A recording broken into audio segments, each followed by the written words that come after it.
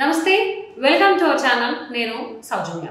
Elections అన్నాగా కొన్ని surveys రావడం అనేది, రిజల్ట్స్ ఇవ్వడం అనేది పరిపాటిగా మనం చూస్తూనే ఉంటాము. ఇప్పుడు ఏప్రిల్ 15th ఒక సర్వే రిలీజ్ అయింది. చాలా సర్వేస్ రిలీజ్ అయ్యాయి. అందులో peoples right survey of India ఒక సంచలనమైనటువంటి సర్వేని రిలీజ్ చేయడం జరిగింది. సో అందులో మెయిన్ పాయింట్ మనం చూసుకున్నట్లయితే కృష్ణా జిల్లాలో కూటమి టీడీపీ, జనసేన, బీజేపీ కూటమి క్లీన్ స్వీప్ చేయబోతుంది అన్నట్లుగా సర్వే మనకు చెప్తుంది. మరి అంశంపై మనతో మాట్లాడడానికి, వారి విశ్లేషణని మనతో పంచుకోవడానికి ఈరోజు మనతో పాటు ఉన్నారు టీడీపీ సీనియర్ నాయకులు ఉప్పలపాటి శ్రీనివాస్ చౌదరి గారు ఉన్నారు. వారితో మాట్లాడదాం. నమస్తే చౌదరి గారు. సో చాలా సర్వేస్ మీరు చూసే ఉంటుంటారు. అందులో peoples right survey of India అనేటువంటి ఒక సర్వే సంస్థ ఒక సర్వేని రిలీజ్ చేయడం జరిగింది ఆంధ్రప్రదేశ్కి సంబంధించి. సో అందులో చూసుకున్నట్లయితే కూటమికి 156 సీట్లు వస్తాయి. అవి అసెంబ్లీకి సంబంధించి 23 ఎంపీ సీట్లు వస్తాయి అన్నట్టుగా ఉంది. అండ్ వైఎస్ఆర్సీపీకి ఏమో 19 అసెంబ్లీ స్థానాలు, 2 పార్లమెంట్ స్థానాలు అన్నట్లుగా అది చెప్తూ ఆ సర్వేలో మనం చూడొచ్చు రిజల్ట్స్. బట్ వీటితో పాటుగా ఇవి జనరల్గా మనం చూస్తున్నవే, కానీ ఇక్కడ కృష్ణా జిల్లాలో కూటమి క్లీన్ స్వీప్ చేస్తుంది అనేటువంటి అంశం ఇది హైలైట్గా చెప్పుకోవచ్చు ఈ సర్వేలో. దీని గురించి మీరేమంటారు? మీ అభిప్రాయం ఏంటి? గారు, మీకు మన టీవీ నమస్కారాలు. నమస్తే. ఆంధ్ర రాష్ట్ర ఎన్నికలు 29 రాష్ట్రాల్లో ఒక ఐకాన్గా మారే పరిస్థితి వస్తాం. ఎందుకంటే 29 రాష్ట్రాల్లో జరిగే సార్వత్రిక ఎన్నికల్లో భాగంగా 5 రాష్ట్రాల్లో అసెంబ్లీ కమ్ ఎంపీ జరుగుతుంది. దాంట్లో అత్యంత ఉత్కంఠ రేపే ఎన్నికలు ఆంధ్రప్రదేశ్ ఎన్నికలు.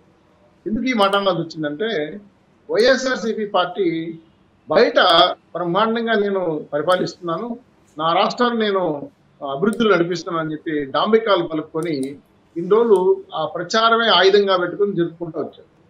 ఎన్నికల ముందుకు వచ్చే కొద్దికి ప్రజల యొక్క ఆలోచన విధానం మారడం, పూర్తి స్థాయిలో అధికార పార్టీకి వ్యతిరేక పవనాలు పెంచడం, దాంతో అధికార పార్టీ గొంతులో వ్యాఖ్యపడింది. వాళ్ళు సొంతంగా సర్వే చేయించుకున్నారు. ఇది సజ్జల రామకృష్ణారెడ్డి గారి సర్వే, వైవి సుబ్బారెడ్డి గారి సర్వే, చెవిరెడ్డి గారి సర్వే, అలాగే ఐపాక్ సర్వే. నాకు తెలిసి 4 సర్వేలు నాకు రిపోర్ట్స్ కూడా వచ్చాయి.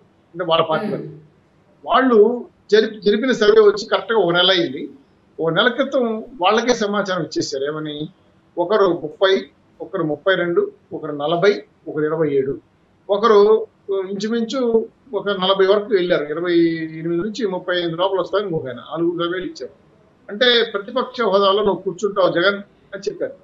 ఆయనకు ఆశ్చర్యం అయిపోయి ఆ రోజు నాకు తెలిసిన సంఘటన ఏంటంటే, చెవిరెడ్డి గారి మీద అయితే గొడవ పోయాడు, ఒక టీవీ పగలు కొట్టాడు, ఒక సెల్ ఫోన్ కూడా పగలు కొట్టాడు, ఈ పై పగిలింది. ఆ సర్వే రిపోర్ట్ ఇచ్చిన రోజు జరిగిన గొడవ. ఈ మాట ఎందుకు మీ దగ్గర ప్రస్తావించానంటే, ఈ మధ్య ఒక 11 సర్వేలు వచ్చాయి. ఆ సర్వేలో పూర్తి స్థాయిలో 126 నుంచి 160 వరకు వివిధ సర్వేలు ఒక్కొక్క సర్వే సంస్థ ప్రకటిస్తూ వచ్చింది.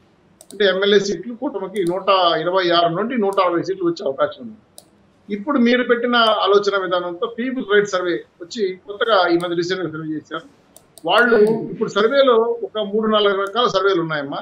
ఒకటి ఫోన్ ద్వారా తెలియజేసుకోవటం, 2 SMS ద్వారా తీసుకోవటం, 3 ఆన్లైన్లో సోషల్ మీడియాలో ఎన్నికల పోల్ నిర్వహించడం, ఎలక్షన్ పోల్ నిర్వహించడం, 4 డైరెక్ట్ పర్సన్ టు పర్సన్ కలిసి ఒక క్వశ్చనరీ పేపర్ ఇచ్చి దాన్ని ఫిల్అప్ చేసి 1-to-1 ఇంటర్వ్యూ చేసి సమాచారం తీసుకోవటం. సో మీరు చెప్పిన పాయింట్ తీసుకున్న సమాచారం ప్రకారం అయితే వీళ్ళు ఒక 79,000 పైచలకు శాంపిల్స్ నేరుగా వెళ్ళి పర్సన్ టు పర్సన్ కలిసి సమాచారం తీసుకున్నారని తెలుస్తాను. సో ఈ సర్వేలో 156 సీట్లు ఎమ్మెల్యేలు టీడీపీ కూటమికి, అలాగే 23 ఎంపీలు వస్తాయని చెప్పి వీళ్ళు చెప్పిన సమాచారం. వైసీపీకి వచ్చే కొద్ది 19 ఎమ్మెల్యేలు, 2 ఎంపీలు ఇస్తారనేది వీళ్ళు చెప్పిన సమాచారం.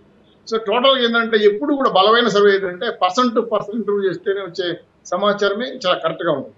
ఫోన్ ఇన్ కావచ్చు, పోల్ కావచ్చు, SMS కావచ్చు, టెలిఫోన్ సమాచారం వచ్చేదంటే ఏంటంటే మొహమాట అవతల ఎవరో ఉంటారో తెలియదు, యువతలు ఎవరు మాటలో తెలియదు, వాళ్ళు నచ్చింది చెప్తుంటారు కాబట్టి అది కరెక్ట్గా సైంటిఫిక్గా రాదు. సో ఈ సర్వేని మనం కొద్దిగా నమ్మే అవకాశం ఉంది. అందుకే జగన్మోహన్ రెడ్డి గారి పార్టీలో లొక్కలొక్కలు స్టార్ట్ అయ్యి వాళ్ళ కార్యకర్తలు, నాయకులు, ఎమ్మెల్యేలు డోలాయంలో పడిపోయారు. మనం ఓడిపోతున్న విషయం తెలుసుకొని నాకు తెలిసి జగన్మోహన్ రెడ్డి గారు సంస్థలు భారతదేశంలో వాళ్ళని కూడా అమ్మేసి లిక్విడ్ చేసుకొని కంటైనర్ల ద్వారా విదేశాలకు తరలించాలనే సమాచారం కూడా ఉంది.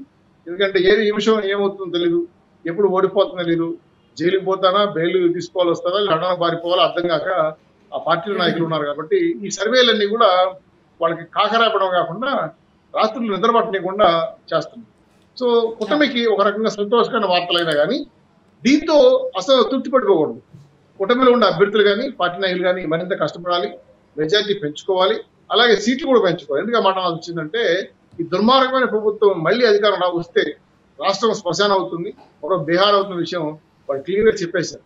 ఆ అవకాశం వాళ్ళకి ఇవ్వకూడదు. కాబట్టి సర్వే పరంగా వచ్చిన సమస్యలు చూస్తుంటే కృష్ణా జిల్లా కావచ్చు, మీకు ఇంకో విషయం కూడా చెప్పాలి, కృష్ణా జిల్లాలో వైఎస్ఆర్సీపీ భాషైనా రాయలసీమలో ఇంక్లూడింగ్ చిత్తూరు, కడప, కర్నూలు, అనంతపూర్, ఇంక్లూడింగ్ నెల్లూరు జిల్లా 52 సీట్లు ఎమ్మెల్యే సీట్లు ఉన్నాయమ్మా. నాకు తెలిసినంత వరకు 5 నుండి 6 సీట్లు వైసీపీకి వస్తాయి. ఆ కాన్స్టిట్యున్సీ కూడా పెళ్లి చెప్పగలను. అంటే రాయలసీమలో ఒక రకంగా చెప్పాలంటే అనంతపూర్ వాషు, కడప వాషు, ఆ ఎంపీ సీటు ఒకటి అవినాష్ రెడ్డి తెలియదు, అది కూడా వాష్ అయిపోతుంది. రెండో విషయం ఏంటంటే నెల్లూరు పూర్తిగా వాష్, నెల్లూరు ఒక సీటు కూడా రాదు. ఇంకా మిగిలింది చిత్తూరు, కడప, కర్నూలు. కర్నూలులో ఒక ఇంచుమించు 3 నుంచి 4 వరకు వస్తాయని, 3 వస్తాయని వేరే చెప్పారు కానీ 3-4 వరకు వస్తాయంటున్నారు. మా చిత్తూరు జిల్లాలో కూడా 3 వస్తాయి. సో టోటల్గా ఏంటంటే ఒక 6-7 మధ్యలో ఆగిపోతున్నారు ఇక్కడ రాయలసీమ ప్రాంతంలో. మేము 5 కాడ చిట్కాన అయినాం, ఇంకొక 2 పెరిగే అవకాశం ఉందని ఈ మధ్య చెప్పాను. సో రాయలసీమలో ఎమ్మెల్యేలు ఉన్న 52 సీట్లలో 5 నుంచి 7 వరకు వైసీపీకి వచ్చే అవకాశం ఉంది. కాబట్టి పూర్తి స్థాయిలో రాయలసీమ పూర్తిగా వాష్ అయిపోతుంది, ఇంక్లూడింగ్ నెల్లూరుతో కలిపి. సో 5 జిల్లాలు ఈ పక్క పోతే 13 జిల్లాలు 5 పోతే ఇంకా ఆ పక్క 7 జిల్లాలు ఉన్నాయి. కృష్ణా జిల్లా వాష్ అన్నారు 6 అయింది. అంటే సగం రాష్ట్రం తేలిపోయింది ఫలితాలు, సగం రాష్ట్రం ఫలితాలు ఓపెన్గా చెప్పేశారు మీకు ఎవరు ఓటేయమని. ఇంకా ఉండేది విశాఖపట్నం, విజయనగరం, శ్రీకాకుళం జిల్లా. ఇవి ఆల్రెడీ వెనకబడిన ప్రాంతాలైనా విశాఖపట్నం వాసుల్ని ఎంతవరకు నష్టపరచాలో, ఏ రకంగా విశాఖ దోచుకున్నారో ల్యాండ్, శాండ్, మైన్, లాటరైట్స్ తో సహా వాళ్ళు తెలుసు. కాబట్టి విశాఖ వాళ్ళు రాజధాని పేరుతో మాకు కుచ్చుతో పెట్టాడు, రాజధాని లేదు, దసపల్లా భూములు, సైనిక భూములు, ఋషికొండ భూములు దోచేసుకున్నారు వాళ్ళు. ఇక్కడ ఒక మాట వచ్చిన చౌదరి గారు, అసలు అంటే ప్రతి జిల్లాలో కూడా వైసీపీ మార్పు తనది ఏ రకంగా వేసుకోకూడదు ఆ రకంగా వేసుకున్నారు, అది అందరికీ తెలిసిందే. బట్ ఇక్కడ కృష్ణా జిల్లాలో ఉన్నటువంటి 16 అసెంబ్లీ స్థానాల్లో కూడా ఒక్కటి కూడా వైసీపీకి వెళ్లకుండా కంప్లీట్గా కూటమి గెలుచుకోవడం అనేది ఏ కారణాల వల్ల అంటారు? అంటే అమరావతిని డెవలప్ చేయలేకపోవడం కావచ్చా, లేకపోతే ఉన్నదాన్ని ప్రతిదాన్ని నాశనం చేయడం కావచ్చు, అంటే ఏ కారణాలు అయి ఉండొచ్చు అంటారు మీరు అనుకుంటున్నారు? చాలా చాలా మంచి ప్రశ్న వేశారమ్మా.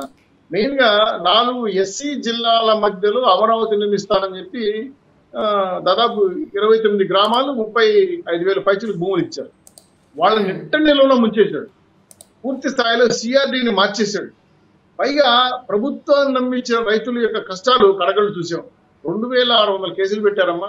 ఆడవాళ్ళు న్యాయస్థానంతో దేవస్థానం పోతే కొట్టారు, కనకదుర్గం పొంగల్ ఎత్తుకుపోతే కొట్టారు, మా భూములకి కౌలిమంటే ఇవ్వలేదు, కనీసం 3 పంటలు పండే భూములు మీకు ఇచ్చాం, మాకు కావాల్సిన డెవలప్మెంట్ అని ఇవ్వండి, అది కూడా మానేశారు.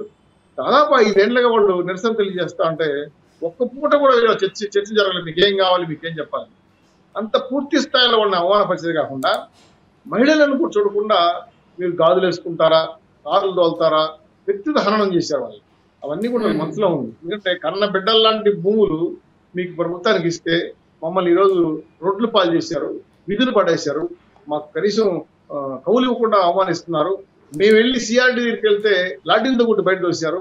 ఇది కాకుండా మా మీద వ్యక్తిగత కేసులు పెట్టారు, వాయిదాలు తిరుగుతున్నాం, అవమానం పరిచారు విషయాన్ని వాళ్ళకి బలంగా ఉంది. తర్వాత అమ్మ కృష్ణా జిల్లాలో మన ఏదైతే బ్యారేజ్ ఉందో ఆ బ్యారేజీకి ముంపు కారణం కూడా కొంత నష్టం. ఆ బ్యారేజ్ తెగిపోవడం, మెయింటెనెన్స్ తెగిపోవడం, దీనివల్ల అమరావతికి ఏదో ముప్పు వస్తుందని చెప్పి క్రియేట్ చేశారు, అది కూడా అబద్ధం అని తేలింది. తర్వాత కృష్ణా జిల్లాలో నాకు తెలిసి చేపల చెరువులు, ఈ రొయ్య చెరువులు ఎక్కువ ఉన్నాయి.